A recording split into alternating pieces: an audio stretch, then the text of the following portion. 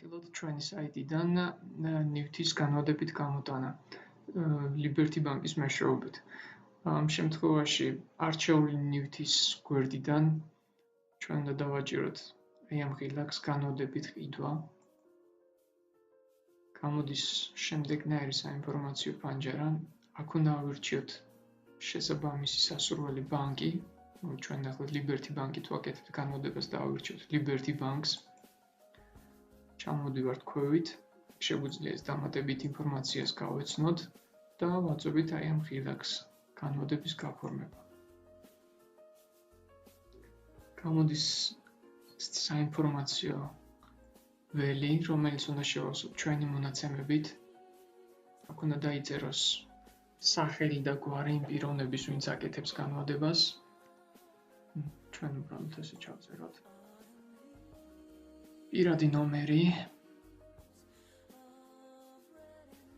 ეს ამორჩიოთ. ტელეფონის ნომერი, ჩავწეროთ ჩვენი კომპანიის ტელეფონის ნომერი. ელექტრონული პოსტა. ეს ჩვენი კომპანიის ელექტრონული პოსტა შევავსოთ. გადახდის მეთოდში ავირჩიოთ აი ამას განვადება Liberty Bank-ში.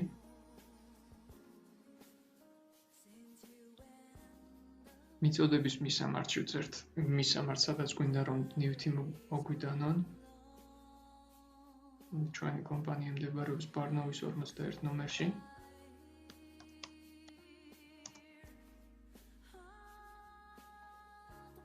დამატებით ინფორმაციაში ნებისმიერი კომენტარი შეგვიძლია ჩავწეროთ.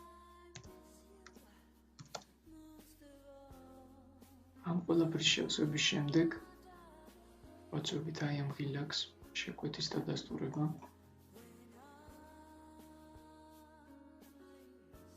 გამოდის ეს ინფორმაცია.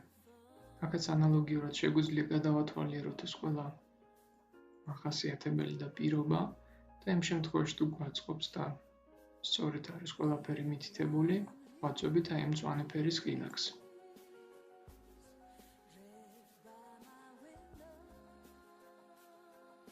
გადავდივართ უკვე თვითონ ბანკის გვერდზე, საიდანაც ხდება განვადების უკვე საბოლოოდ გაფორმება. აქაც ანალოგიურად თქვენი პირადი მონაცემებით უნდა შეავსოთ ეს საინფორმაციო ველები, ანუ ჩავწერთ თქვენ პირად ნომერს, იმ შემთხვევაში ისევ იგივე გავაკეთებთ ჩვენ. თქვენ დაბადების წელს, თქვენსავე მობილურ ტელეფონს.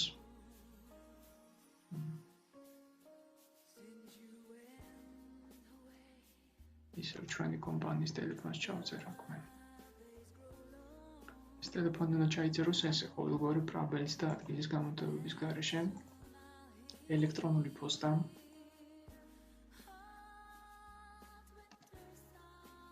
გუშინ ჯიმ. თქვენი ფაქტიური მისამართი, ანუ ფიზიკურად სადაც ცხოვრობთ ახლა, ჩვენ მისამართს ჩავწერთ აქ.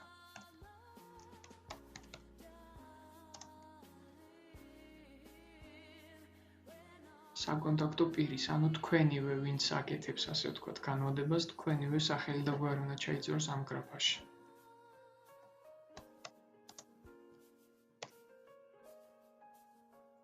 და საკონტაქტო პირის მობილური ტელეფონის ნომერი, ან თქვენივე მობილური ტელეფონის ნომერი ჩავწეროთ. გავიმეოროთ. გავეცნობით ამ პირობებს.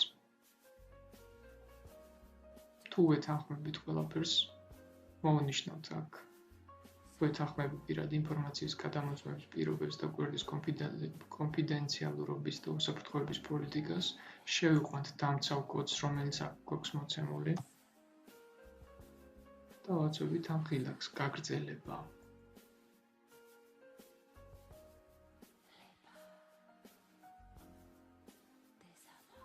გამოდის შემდეგი ველი.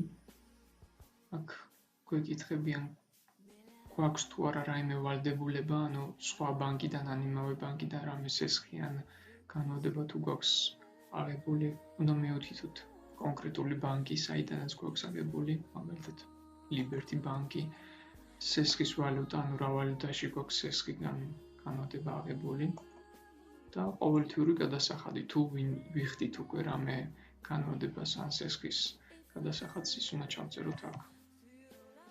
სულ ერთია. ეს თქვენი იმის მიხედვით უნდა შეავსოთ თქვენ რა ვალდებულებები გაქვთ კონკრეტული ბანკის მიმართ. იმ შემთხვევაში თუ არ გაქვთ არანაირი ვალდებულება ან სესხი ან განმარტება, დავწერთ არას და ეს ველი დაიმალება. შემდეგი არის უკვე ინფორმაცია შემოსავლების შესახებ, აქ თქვენ უნდა აირჩიოთ თქვენი შემოსავლის ყველა წყარო, ანუ ხელფასი ან ხელფასთან ერთად თუ რამე სხვა კიდევ შემოსავალი გაქვთ, შეგიძლიათ 2 ან 3 ჩაწეროთ ესენი. ჩავწეროთ ხელფასი. აქ ვიწერთ ინფორმაციას დასაქმების და ხელფასის შესახებ, ან დამქირავებლის დასახელება, რამე კომპანია თუ არის თქვენი, ან კერძო პირი თუ არის, ვინც გადასაქმეთ თქვენ. ამ შემთხვევაში ჩვენი კომპანიის მონაცემებს ჩავწერთ.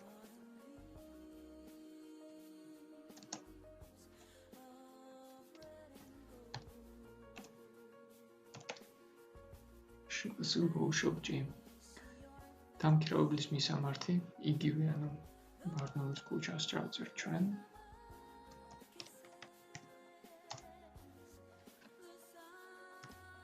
თქვენ ჩაწერთ თქვენი სამსახურის იურიდიულ მისამართს, თანამდებობას, იყოს კონსულტანტი. თქვენ ყოველთვიურ ხელფასს 500, ან იყოს 1500 ჯობი. თქვენს დამსაქმებელთან საკონტაქტო პირის სახელი და გვარი.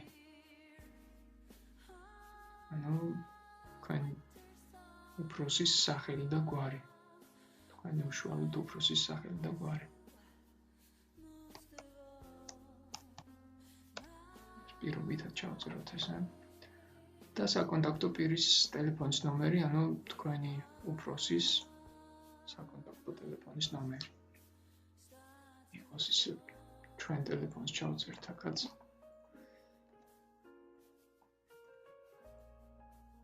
გვარი ადგილის გამოტოვების გარეშე. და შემოსავლის მიღების ფორმა, ანუ ბანკში გერიცხებათ შემოსავალი, ეს ხელფასი იქნება თუ სხვა რაიმე, თუ ხელზე იღებთ ამ თანხას. აირჩიოთ შესაბამის, ან თუ ბანკში გერიცხებათ, უნდა ჩაწეროთ რომელ ბანკში გერიცხებათ. იყოს Liberty ბანკი. და ვაწვევით ამ ღილაკს გაგრძელებას. გადავდივართ კიდევ შემდეგ საინფორმაციო ველზე.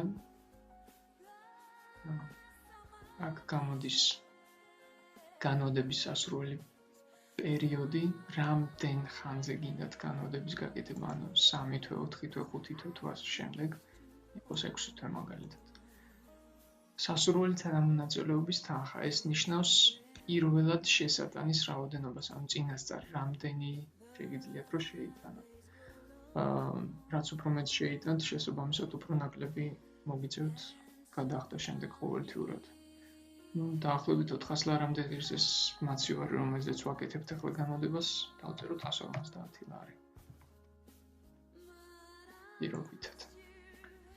და პირველი გადახდის რიცხვი. თვის რომელ რიცხვში გაწყობთ პირველი გადახდა. მოვირჩიოთ 5. აქაც ანალოგიურად როგორც წინა ველებზე ვამოწმებთ ამ პირობებს, ბანკის პირობებს. იმ შემთხვევაში თუ ვეთანხმებით ყველაფერს, ჩავსვამთ ნიშნულს, რომ ვადასტურებთ ამ ყველაფერს, რომ გავეცანით და გვაწყობს და თანახმოვართ ამ პირობების. და ვაწვევით შემდეგ ამ გაგრძელების ღილაკს. აი სულ ეს არის. გამოგვიტანა შემდეგი ინფორმაცია, რომ ჩვენი განაცხადი მიღებულია განმარტებაზე დადებითი გადაწყვეტილების შემთხვევაში დაგიკავშირდებით უმოკლეს დროში. ეს ნიშნავს იმას, რომ რაღაც პერიოდის შემდეგ თქვენ შეთავაზებას განიხილავს ბანკი და თვითონ ბანკის წარმომადგენელი დაგიკავშირდებათ რაღაც გარკვეული დროის შემდეგ. სულ ეს იყო ჩვენი საიტიდან განმარტებით, მივთის განმარტებით გაკეთების ინსტრუქცია.